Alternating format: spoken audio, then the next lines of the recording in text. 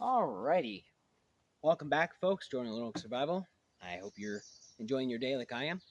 So, let's get into this whole situation here. If you're an old viewer, older subscriber, newer subscriber, new viewer, thank you so much for tuning in, watching these guys, liking, sharing, subscribing, commenting down below. Freaking awesome, guys. Amazing. It helps my channel grow, helps my audience and my reach. Thank you so much for that. New viewers, if you are confused what's going on, this is the first time you see my lovely face on YouTube. Hi, welcome. Go to the first video in this series. You can reference that. It will tell you exactly everything going on. But in the nutshell context, because I like to be fair to everybody, at least as much as can be, basically, we're going through the series of what to put inside of a get home bag slash bug out bag in a categorical manner. I'm not going to push certain items or brands or whatever. I don't personally care. Because again, this is all individuals to individuals themselves. And we're just going to explore from my experience, my knowledge, and I'm not claiming to be an all-knowing guru of bushcraft and survival. I'm not. I'm just a student, just like everybody else. However, I do have a lot of experience doing this stuff, and I just want to spread my knowledge, and I want to gain knowledge from commenters down below, and we can go back and forth and share ideas. So, it's kind of what's going on. So, let's get into this whole thing. We're going to talk about the next the next C in the 5 C's of survivability, which is containers. We did cover, we did combustion, now we're onto containers. I will not talk in this video too much about filters nor chemical means disinfecting. I will say this about them real quick to take a side trail and we'll get right back on the main topic, guys. I promise. I know I'm long-winded. Bear with me, please. Filters are great. They're a great option. I'm not saying don't pack them. Please do pack them, but understand the pros and cons of them. They are a limited resource in a wilderness survival situation. Just because your filter will filter out 50 gallons of water, well, how long are you going out on your trek and how much are you going to drink water? So there, you got to figure that out. Kind of good guesstimation. Granted, you can grab one that's say like a mini Sawyer, for example, and say it's one of the more robust ones that actually does filter out viruses because you got to read the final descriptions there, guys. Because sometimes people see the 99.99% filtration of bacteria or whatever on there, right, or waterborne pathogens, but they kind of put a little exclusion like, oh, really not viruses. So you got to be careful which filter you get. Make sure it does filter out viruses because those little bastards will get you. Now, you can carry multiple filters. Sure, I'm not saying you can't. It's a good option, but it's not a long-term solution. Now, chemical means of disinfecting, so like your water tablets or your drops of bleach or iodine, whatever you want to use there. Pros and cons with that too, guys. Along with that, I will say this: if you are a lady and you are pregnant, may become pregnant, you're already a mother, whatever it's going to be, you might be nursing your child. Chemical means of disinfecting may have a harmful effect on your child due to the whole process of nursing and being inside your body. You might become pregnant, whatever it's going to be. So you got to be cautious about that. Along with that, some of these other chemical means can be quite harsh on individuals with certain health issues. So, for example, like hypo or hyperthyroidism, you don't really want to monkey with iodine over a long-term situation. That being said, if you don't have a filter or chemical means or like even a metal disinfecting means, just drink the water anyways because it's better to be found alive, crapping your pants and vomiting, guys, opposed to not. And I say this as a side of caution because okay, that's more for your I'm lost in the woods overnight or 3 day survival situation, which most situations are that length of time in general. But on top of that, we also gotta be conscientious about the shits a fan grid down situation where you may or may not be able to get to a hospital to get help. I don't know what shits fan is gonna look like, neither do you. So let's not play that game. But either way, gotta be side of caution here. So that's why I go with what the CDC, if you still think you can trust them, I personally don't, but whatever. The CDC and what the Wilderness Medical Society say is the most 100% effective way to get rid of all waterborne pathogens. That's viruses, bacteria, protozoa, and parasites. That is simply boiling water. Now, caveat here, because I know someone's going to ask down below, which is fine. I like questions. They'll go, well, what about chemical means? Okay, if it's like nuclear fallout, guys, I'm not the guy to reference for this video. You're gonna have to go find a different video about that because I'm still learning about that myself. But say it's like your typical run of the mill, like runoff from like a pasture or pesticides, herbicides, what it's gonna be in a stream that might be upriver, miles away from you. I would recommend this. Get some hardwood, so oak, ash, American beech, maple, perhaps.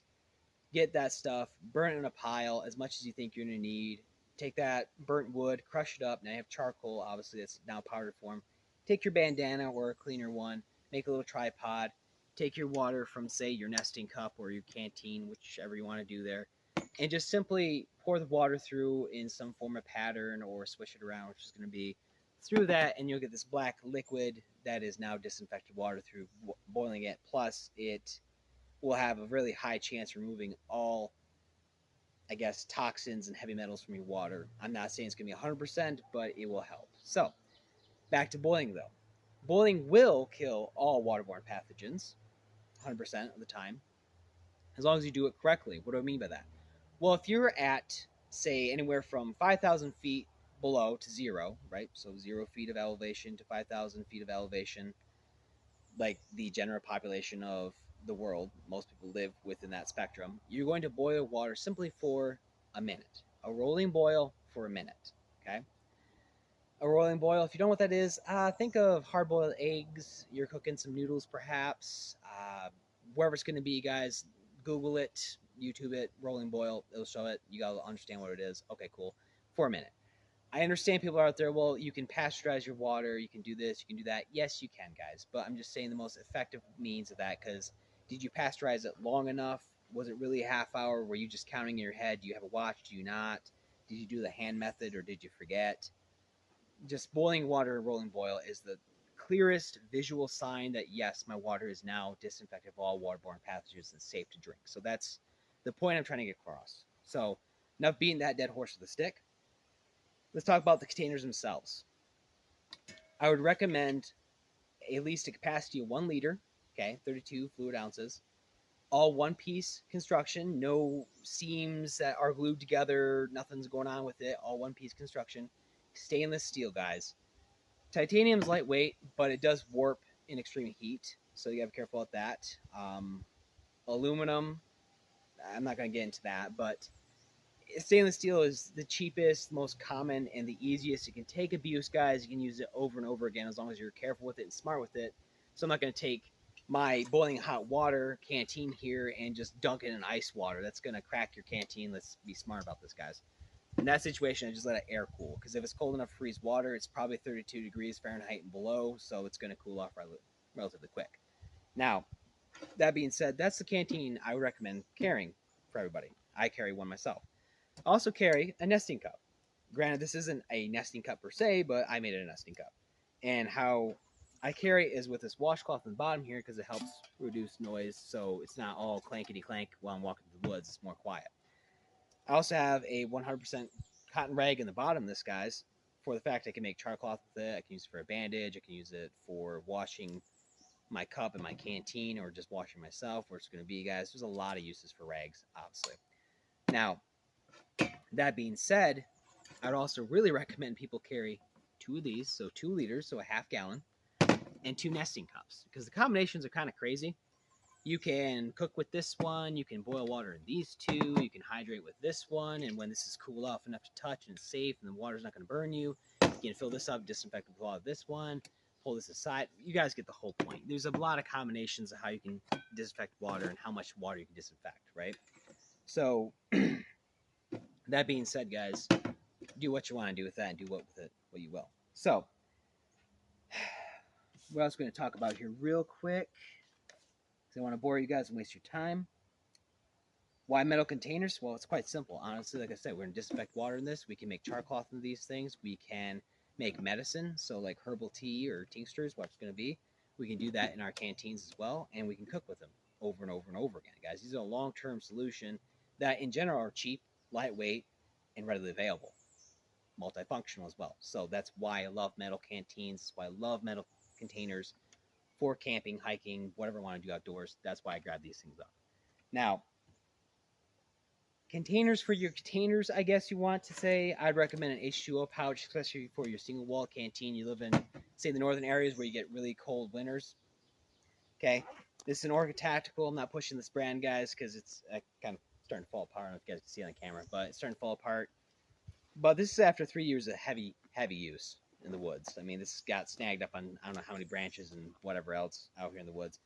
But I've never had my single wall canteen freeze on me. And again, I'm going to try to remember to throw up a little blurb thing about my canteens not freezing up here so you guys understand it. But in the gist, guys, you can have this canteen 80% to 90% filled with tea or coffee level type temperature water, and you have that hot liquid in there, and also you have that air pocket or space, so this is sloshing around a bit. That way, it's gonna be a lot harder for that to freeze, especially when you're walking and it's on the outside of your backpack. This is swaying like this on the side of your backpack. A little annoying, but used to it.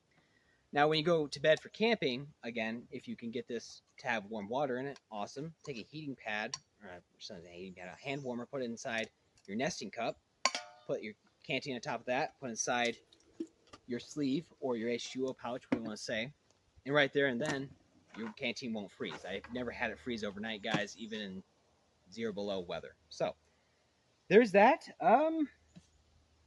Basically it, guys. I guess where to find water real quick. Look for valleys with a topographical map. Do an area study before you head out to wherever you're going to go, guys. Or if you can help it, carry a topographical map in whatever area you plan on traveling through as well. Again, for shit span, go down situations.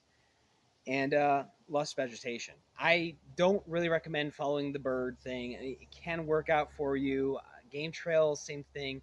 Because you don't know, are the birds going towards water or away from water? Are these game trails going towards water or away from water?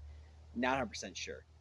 But valleys, dense, lush vegetation, probably water either near the surface or on the surface. Okay. Along with that, look at the sky itself. It takes a trained eye, but you can do this. Where water is more prevalent, the darker the sky is going to be. So your best bet is to look there, look at the vegetation, and also, excuse me, you can listen for it and you can actually smell water, moisture from quite a ways away as human beings. So, that being said, guys, that's all I really got for you today. So, as always, stay frosty, prep up. Yeah, bless. I'll see you in the next one, guys.